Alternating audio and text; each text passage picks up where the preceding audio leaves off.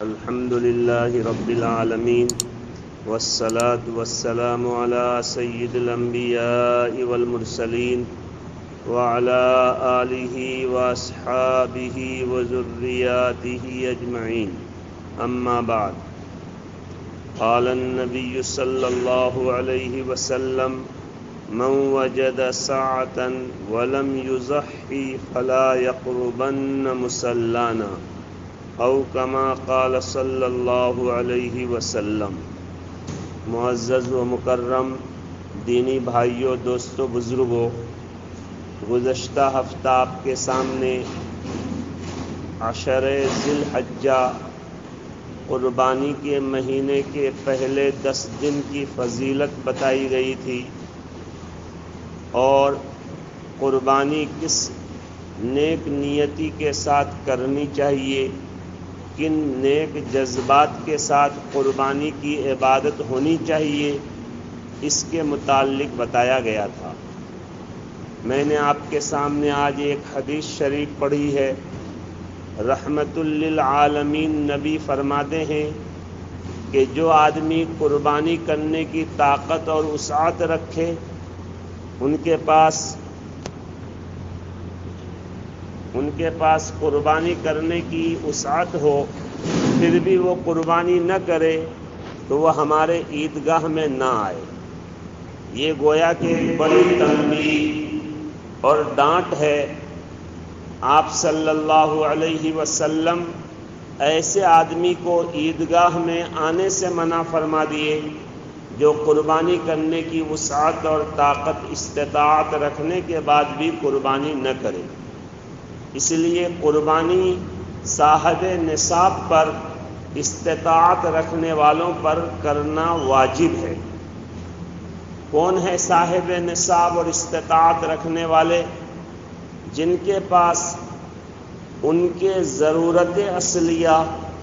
یعنی گھر کے ضروری خرچہ کے علاوہ، ضروری سامانوں کے علاوہ 52.5 تولہ چاندی یا 7.5 تولہ سونا کی یا اس کے بقدر مالیت ہے، روپیے پیسے ہیں، سامان اشیاء جائیداد وغیرہ ہیں، تو ان پر قربانی واجب ہے۔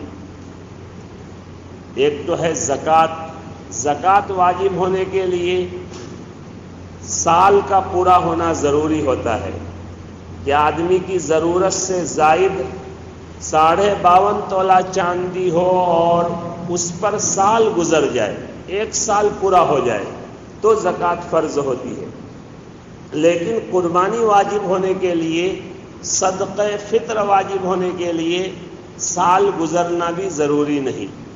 جن کے پاس بھی ضرورت سے زائد اتنا مال ہے جو 52.5 تولہ چاندی کے برابر پہنچ جاتا ہے تو ان پر قربانی واجب ہے۔ جیسے ایک آدمی کے پاس 50 بیگھے زمین ہے، 30 بیگھا زمین سے ان کے گھر کا اناج خرچہ نکل جاتا ہے، 20 بیگھا زمین ان کے پاس زائد ہے، تو اب وہ 20 بیگھا زمین کی قیمت کتنے 52.5 تولہ چاندی سے بھی زائد ہے، لہذا ان پر قربانی واجب ہے، چاہے ان کے جیب میں روپیہ پیسہ نہ ہو۔ ایک آدمی کے گھر میں سونا چاندی زیورات ہیں، اگر وہ زیورات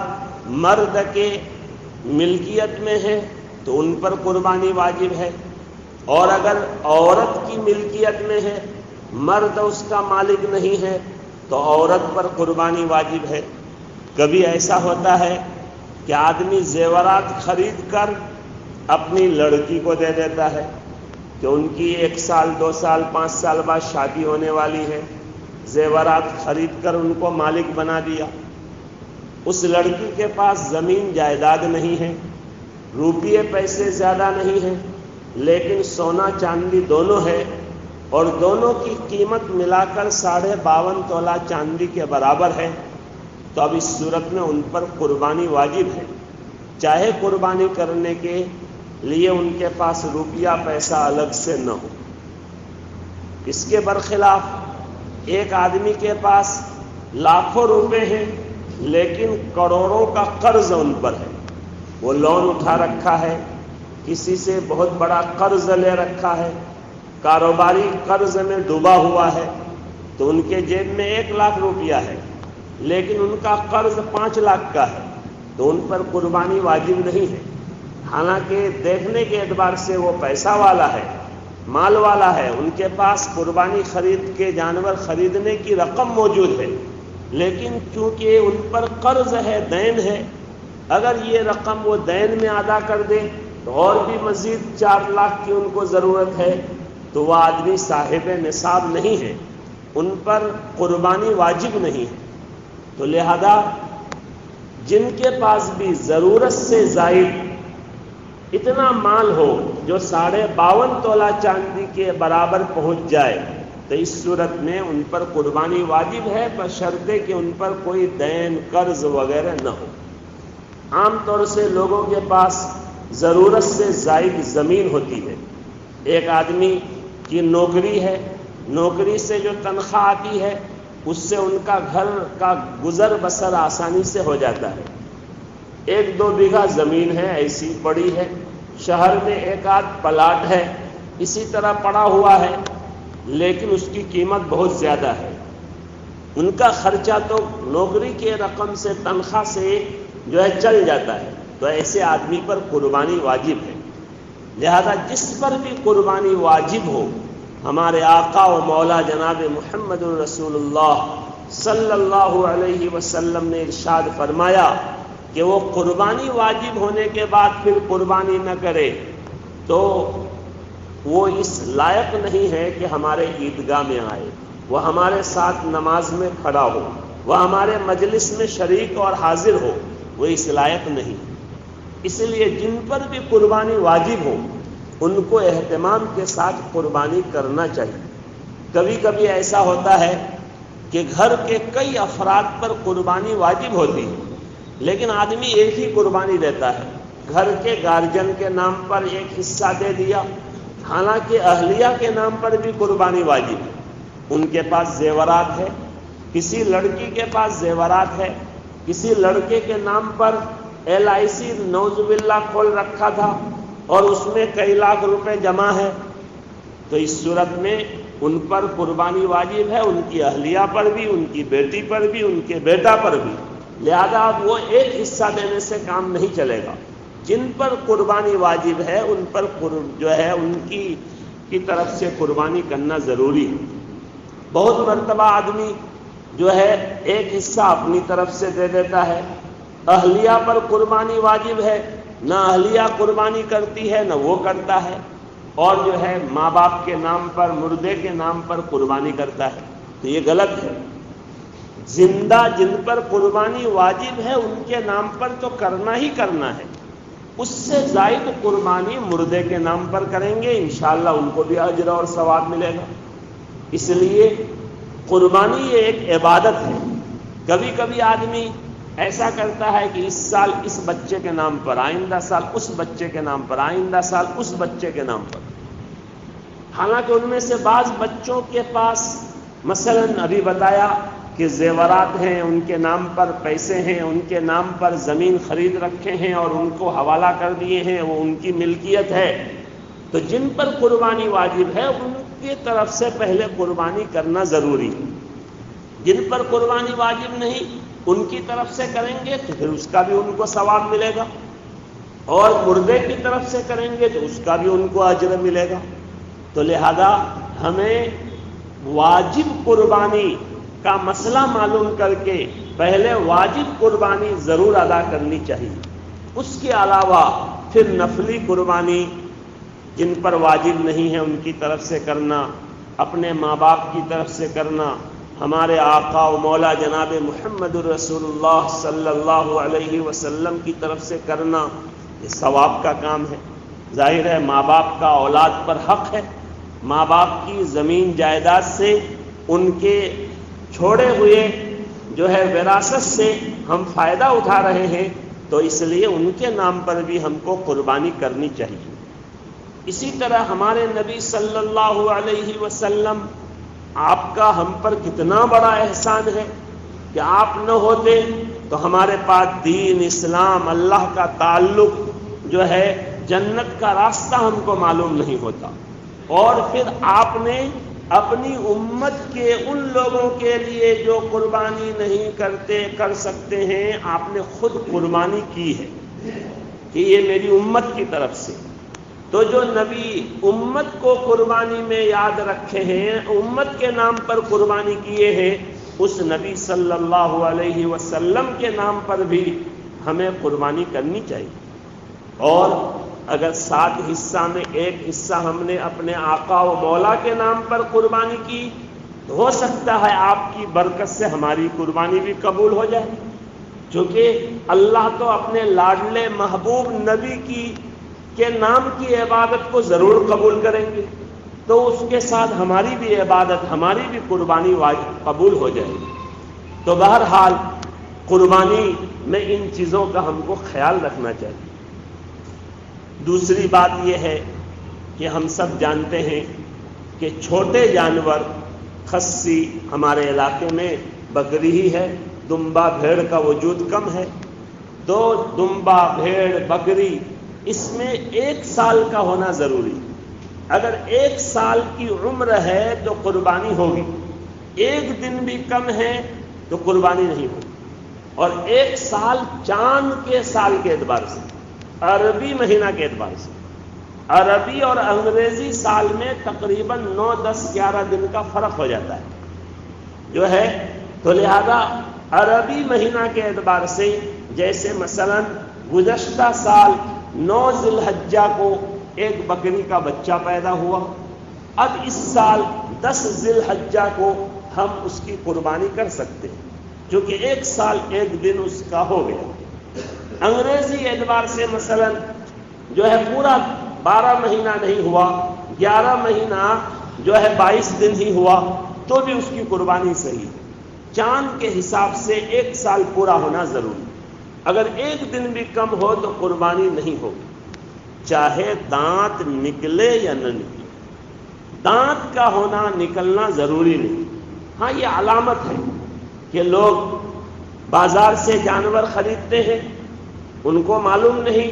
کیا عمر ہے، وہ گھر میں تو جانور کا بچہ ہوا نہیں کہ وہ ان کو مہینہ اور دن یاد رہے، تو دانت سے ایک اندازہ لگتا ہے کہ جو ہے اگر دانت نکل گیا ہے تو اس کا مطلب سال پورا ہو گیا۔ لیکن اگر کسی جانور کا دانت نہیں نکلا اور آپ کو یقین کے ساتھ معلوم ہے کہ اس کا سال 1 سال ہو گیا، چھوٹے جانور کا، بکری کا، تو اس کی قربانی صحیح ہے۔ اور اگر دانت نکل گیا لیکن 1 سال پورا نہیں ہوا ہے تو اس صورت میں اس کی قربانی صحیح نہیں ہے۔ اور بڑے جانور یعنی گائے، بھینس، اونٹ، ان جانوروں میں 2 سال کا ہونا ضروری۔ چاند کے مہینے کے اعتبار سے اگر 2 سال مکمل ہو جائے تو قربانی صحیح، اگر 2 سال مکمل ہونے میں 1 دن بھی کم رہے تو قربانی صحیح نہیں، چاہے دانت نکلے یا نہ نکلے۔ یہاں بھی اسی طرح اگر دانت نکل جائے کہ 2 دانت ہے لیکن 2 سال پورا نہیں ہوا تو قربانی نہیں ہوگی۔ 2 سال مکمل ہو گیا، آپ کے گھر کا جانور ہے، پڑوس کا جانور ہے، آپ کو معلوم ہے، لیکن دانت نہیں نکلا، تو اس صورت میں قربانی ہو جائے گی۔ اور پھر چھوٹے جانور میں، ایک جانور میں 1 ہی حصہ ہو سکتا ہے، ایک آدمی کے نام پر 1 جانور کی قربانی ہوگی۔ اور بڑے جانور چاہے گائے ہو، بھینس ہو، اونٹ ہو، سب میں 7 حصے ہیں، یعنی زیادہ سے زیادہ 7 حصے۔ اگر کوئی 6 ہی نام دے تو بھی صحیح ہے۔ کبھی ایسا ہوتا ہے کہ ایک جانور 2 بھائی برابر قیمت دے کر خریدے تو 3 حصہ یہ دے دے، 3 حصہ وہ دے دے۔ 7 حصہ کا ہونا ضروری نہیں، زیادہ سے زیادہ 7 حصہ ہو سکتا ہے۔ اگر 6 ہی نام دے بڑے جانور میں تو بھی صحیح ہے، 5 ہی نام دے تو بھی صحیح ہے، 3 ہی نام دے تو بھی صحیح ہے۔ ایک بڑا جانور 1 ہی نام سے قربانی کر دیے کوئی حرج نہیں، تو زیادہ سے زیادہ 7 نام ہو سکتا ہے، 8 نام نہیں ہو سکتا۔ لہذا 7 حصے ہوتے ہیں بڑے جانور میں، لیکن یہ ضروری نہیں کہ 7 ہی حصے ہوں۔ اگر کم حصے کم نام دینا چاہے تو بھی صحیح ہے، لہذا 2 آدمی برابر رقم دے کر اگر جانور خریدا تو اس صورت میں 3 حصہ دونوں دے دے تو اس صورت میں کافی ہے، 7 حصہ مکمل ہونا یہ ضروری نہیں۔ اور اگر وہ 3 حصہ دے کر 1 حصہ اللہ کے نبی کے نام پر دینا چاہے تو چاہیے کہ ان دونوں میں سے ایک اپنی رقم دوسرے کو ہبہ کر دے، ہدیہ کر دے، کہ میں اپنا والا جو اتنا حصہ رقم ہے وہ میں آپ کو دے دیا اور اب آپ اپنی طرف سے اللہ کے نبی کے نام پر قربانی کر دیں، تو بلا شبہ پھر جو ہے وہ 7واں حصہ ہمارے نبی صلی اللہ علیہ وسلم کے نام پر ہوگا، اس لیے کہ ایک حصہ ایک ہی نام پر ہو سکتا ہے اور ایک ہی آدمی ایک حصہ کر سکتا ہے، 2 آدمی مل کر ایک حصہ کرے تو یہ سب علماء کے نزدیک صحیح نہیں، کچھ کے نزدیک صحیح ہے، کچھ کے نزدیک صحیح نہیں، اس لیے اختلاف سے بچنا چاہیے کہ ایک نام حصہ ایک نام پر ہو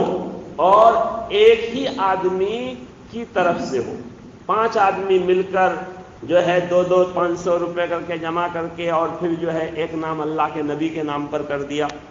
تو یہ سب علماء کے نزدیک صحیح نہیں ہوتا ہے۔ اس لیے جو ہے اس کی بہترین صورت یہ ہے کہ اگر 2 بھائی برابر رقم دیے ہیں اور ایک نام ابا کے لیے، اماں کے لیے، اللہ کے نبی کے لیے کرنا چاہتے ہیں دونوں مل کر، تو اس صورت میں ایک بھائی اپنی رقم دوسرے بھائی کو ہبہ کر دے کہ بھائی اس میں جتنا پیسہ جو ہے ہمارے 3 حصہ کے علاوہ بچا میں وہ تم کو ہدیہ کر دیا، اب تم ہمارے ابا کے نام پر ایک حصہ کر دو، تو اس صورت میں بلا شبہ پھر یہ صورت صحیح ہو جائے گی۔ تو بہرحال قربانی میں چھوٹے جانور اور بڑے جانور میں جو حصے ہوتے ہیں اس کی تفصیل آپ کو بتائی گئی۔ ایک مسئلہ یہ بھی یاد رکھیے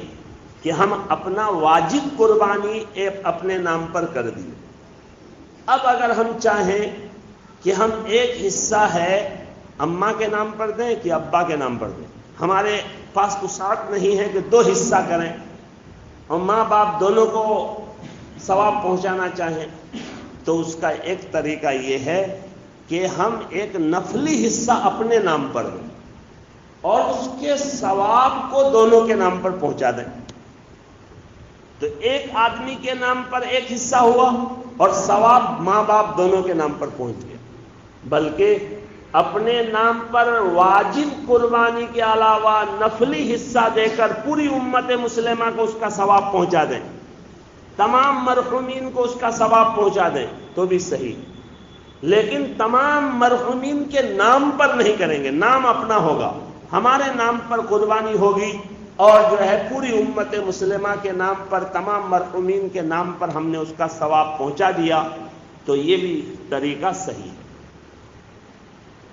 تیسری بات یہ ہے کہ بہت مرتبہ لوگوں کے ذہن میں ایک سوال اشکال ہوتا ہے کہ لوگ قربانی کے دن لاکھوں کروڑوں روپے نالیوں میں بہاتے ہیں، بہت سارے ایسے حضرات ہیں کہ وہ کئی قربانی کرتے ہیں، تو لوگ کہتے ہیں کیا ضرورت تھی اتنی قربانی کرنے کی۔ ابھی ایک صاحب جو ہے اپنے قربانی ان کو شوق ہوا کہ میری ایک قربانی مدینہ منورہ میں، چنانچہ انہوں نے مدینہ منورہ رقم بھیجی، وہاں کسی بزرگ سے کہا کہ حضرت یہ میری طرف سے مدینہ میں اللہ کے نبی کے نام پر آپ قربانی کر دیں۔ اب مدینہ منورہ میں اگر قربانی کرنے جائیں گے تو ایک بکری خریدیں گے تو وہاں پر 20-25 ہزار روپے لگے گا۔ تو ایک صاحب نے پڑھے لکھے آدمی نے کہا کہ دیکھیے لوگ سیلاب میں غریب بھوکے مر رہے ہیں اور یہ جو ہے مدینہ قربانی کے لیے بھیجے، تو یہ سیلاب زدگان کو جو ہے اگر یہ پیسے بانٹ دیں تو کتنا فائدہ ہوگا، لوگوں کی غریبی پریشانی دور ہوگی۔ اس میں کوئی شک نہیں کہ غریبوں کی مدد کرنا، پریشان حال لوگوں کی مدد کرنا یہ بہت بڑی نیکی ہے، مگر یہ بات یہاں سمجھ میں ہم کو آ رہی ہے کہ یہ زائد قربانی کیوں کر رہا ہے، غریب کو کیوں نہیں دے رہا ہے۔ شادی بیاہ میں یہ بات ذہن میں نہیں آتی کہ وہاں لاکھوں روپے کی فضول خرچی کیوں ہو رہی ہے، جو ہے لاکھوں روپے کا کھانا برباد کیوں ہو رہا ہے؟ وہ پیسہ غریبوں میں کیوں نہیں تقسیم کیا جا رہا ہے؟ اس لیے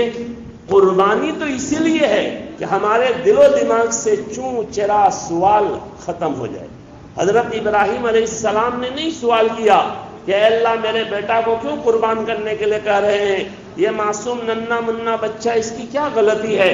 آخر کیا وجہ ہے کہ اس بچے کو آپ ذبح کرنے کا حکم ہم کو دے رہے ہیں؟ اللہ کا جو حکم ہوا اس کو پورا کیا۔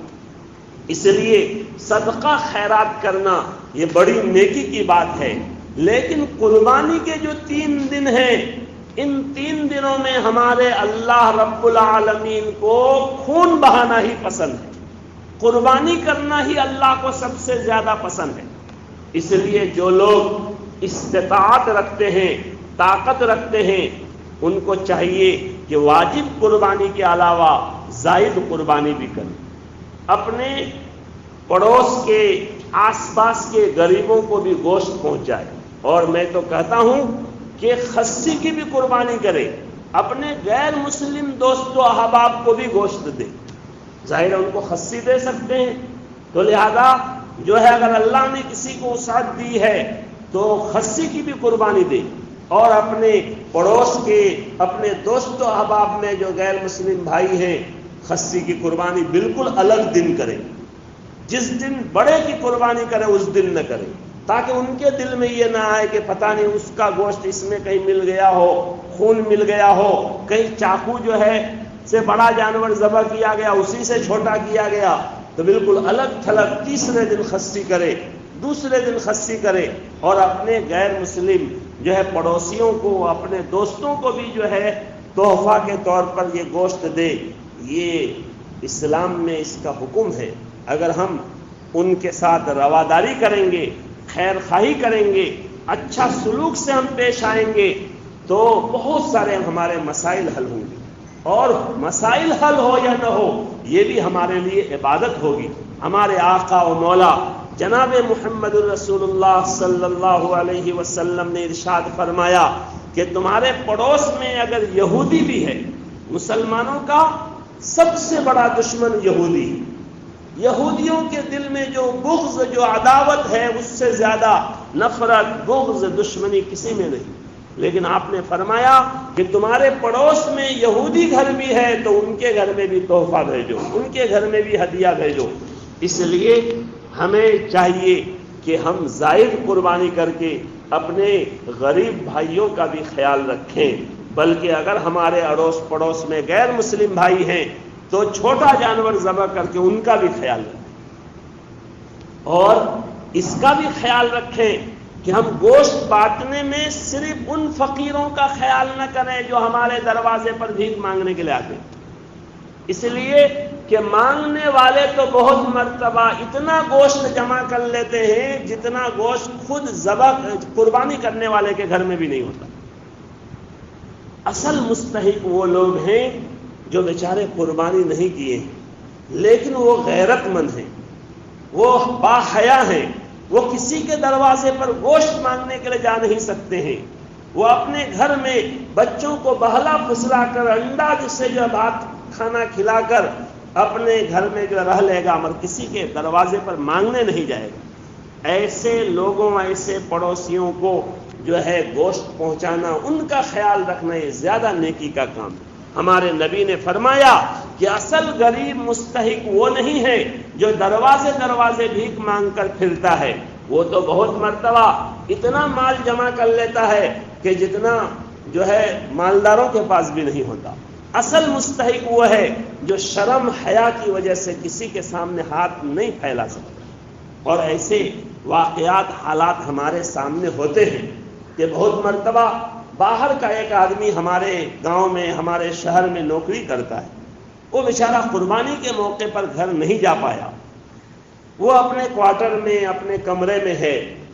اب ظاہر ہے تو ان کا یہاں کوئی رشتہ دار نہیں ہے، تو ایسے لوگوں کا تلاش کر کے خیال رکھنا چاہیے۔ ان کو اگر ہم تحفہ کے طور پر گوشت پہنچائیں گے، اپنے گھر میں دعوت کھلائیں گے، تو اس کا بہت اجر اور ثواب ہم کو ملے گا۔ اللہ تبارک و تعالی صحیح طریقے کے مطابق اخلاص کے ساتھ قربانی کا عمل قربانی کی عبادت